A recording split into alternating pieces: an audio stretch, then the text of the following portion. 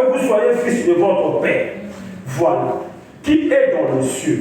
Car, Nabikongo, Samouti, car il fait lever son soleil sur les méchants et sur les bons. Et il fait pleuvoir sur les justes et sur les injustes. Est-ce que tu peux acclamer le Seigneur?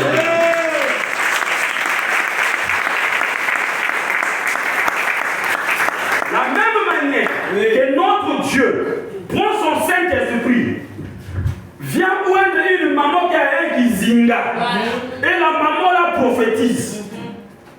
Voilà. Pourtant, le Saint-Esprit qui est venu susciter les dons là, c'est le vrai Saint-Esprit de notre Dieu. Mais il me le donne à moi pour que je prêche la vraie parole. Mais il peut aller aussi oindre une maman Ngunza là-bas pour qu'elle prophétise aussi des choses justes. Alors Dieu nous a dit de faire de même comme lui l'a fait. Nous, on n'a pas le Saint-Esprit à donner aux gens, mais nous pouvons prier pour les gens qui nous maltraitent. Oh, dis amen. Dis amen. Dis amen. Dis amen. Nous pouvions pardonner les gens qui nous ont fait du mal. Nous pouvions aimer les gens qui ne nous aiment pas. Mais si nous faisons cela, alors nous sommes appelés les enfants de notre Père. Parce que lui aussi, il fait la même chose. Quelqu'un sait ça. La Bible s'emboîte.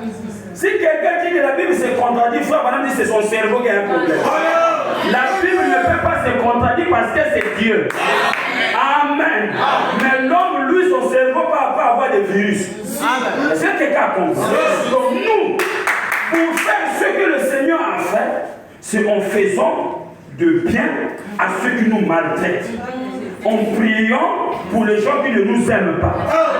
Si nous arrivons à le faire, nous sommes les fils de notre Père parce que lui, il le fait aussi.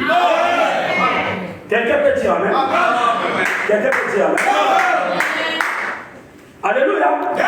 Alors est-ce qu'on peut avancer? Si. Voilà. Avançons. J'ai mis ici un petit dessin. Voilà. Regardez.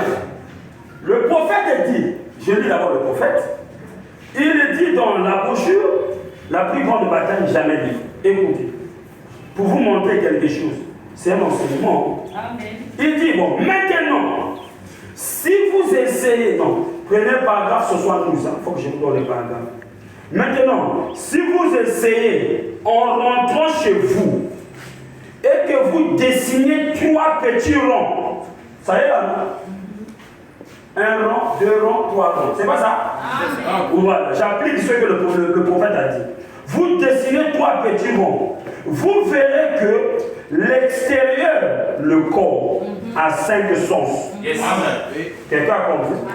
Et moi aussi, j'ai dessiné 3 petits ronds. Voilà. Là, on écrit le corps humain.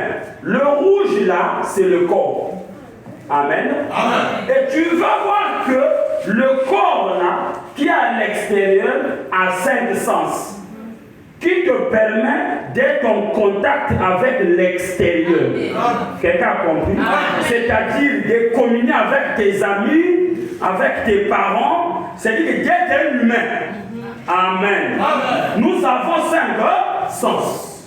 Qui sont l'odorat, le goût, la vue, le toucher, le ouïe. C'est pas ça?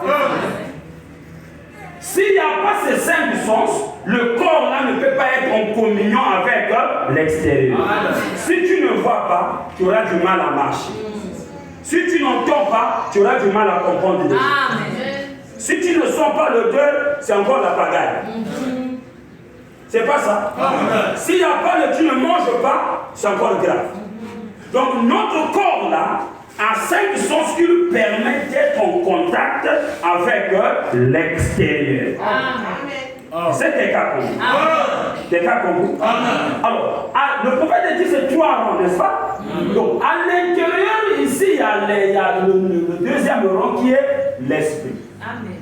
Est-ce que vous voyez? Amen. Parce que l'homme est triple. Hein?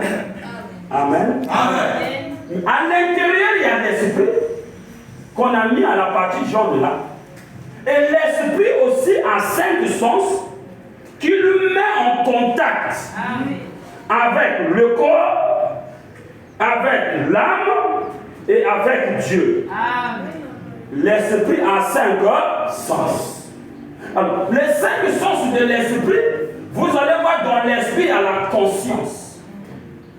Il y a l'affection. Voilà pourquoi ne dis pas qu'un sorcier ne peut pas aimer les gens. Voilà. Le sorcier a l'affection. Voilà. Il peut aimer une personne plus que même toi. Je veux entendre un amen.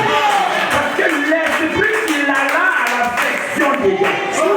Il peut aimer quelqu'un, si tu touches cette personne, il s'efface. Et pourtant, un sorcier est appelé à bouffer tout le monde. Mais il y a des gens qui les aiment à cause de l'affection qu'il a.